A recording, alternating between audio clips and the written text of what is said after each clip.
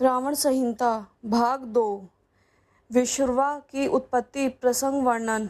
महात्मा राघव के इस वचन को सुनकर महातेजस्वी कुंभयोनि अगस्त्य ने कहा, हे राम सुनिए, इंद्रजीत महत तेजस्वी और बलवान था, जिससे उसका कोई शत्रु उसे मार नहीं सका था। वह अपने शत्रु को वध करके ही रहता था। हे राघव, इस संबंध में मैं तुम्हें पहले रावण का जन्म और उसकी वर प्राप्ति का वर्णन करता हूँ।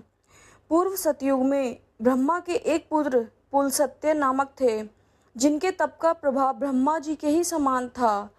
तब एक तो उनका ऐसा तप, दूसरे विमल गुणवान भी थे। इससे ये सभी के मित्र बन गए। तप करने की इच्छा से वे मुनि श्रेष्ठ मेरु पर्वत के समीप तृणबिंदु के आश्रम में जाकर तप करने लगे। तब उनको तप स्वाध्याय में रत देख वेद मंत्र श्रवण और विहार की इच्छा से बहुत ही कन्याएं वहां जाने लगीं।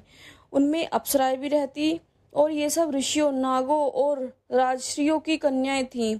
इनके कारण तपस्वी पुलस्त्य के तप में विघ्न पड़ने लगा।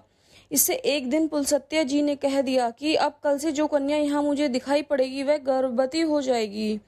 इस शाप के भय से दूसरे दिन कन्याएं वहां नहीं गईं, परंतु उनमें राजश्री तृणबिंदु की कन्या ने नहीं सुना था। इसलिए वे दूसरे दिन पुलस्त्य जी के आश्रम में चली गई और स्वच्छंदता से विचरण करने लगी, परंतु उसने उन कन्याओं को वहां नहीं देखा। इससे उसे कुछ आश्चर्य हुआ। फिर भी वह राजश्री कन्या वेद ध्वनि सुनने की इच्छा से मुनि का दर्शन करने चली गई, किंतु जैसे ही उन तेजस्वी मुनि को देखा वैसे ही उसका शरीर पीला पड़ गया और वह गर्भवती हो गई। उसे अपना शरीर देखकर बड़ी व्याग्रता हुई और वह भागकर अपने पिता के आश्रम में चली गई। वहां पिता ने देखते ही उससे जो समाचार पूछा तो उसने कहा, और तो कुछ नहीं, आज पुलस्त्य मुनि के आश्रम में जाते ही मेरे अंगों में यह परिवर्तन अनायास हो आया। मुनि ने नेत्र बंद कर देखा तो उन्हें सब कुछ ज्ञात हो गया।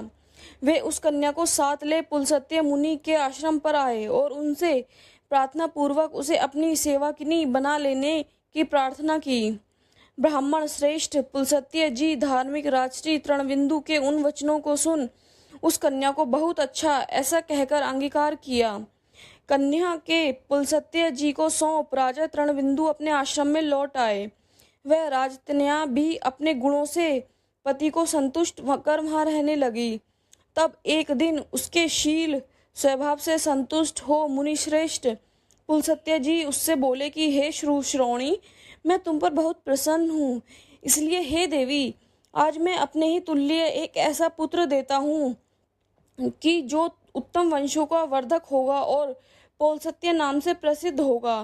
परंतु तुमने मेरी ध्वनि सुनकर गर्भ धारण किया है, जिससे उसका नाम विश्रवा होगा। ऐसा वर पाकर वह देवी प्रसन्न हुई। फिर तो कुछ ही समय पश्चात त्रिलोक विख्यात यशोधर्म समन्वित विश्रवा नामक पुत्र को प्रसव किया। यह विश्रवा भी वेदज्ञ मुनि व्रतचारी तथा अपने पिता के समान तपस्वी हुए। धन्यवाद।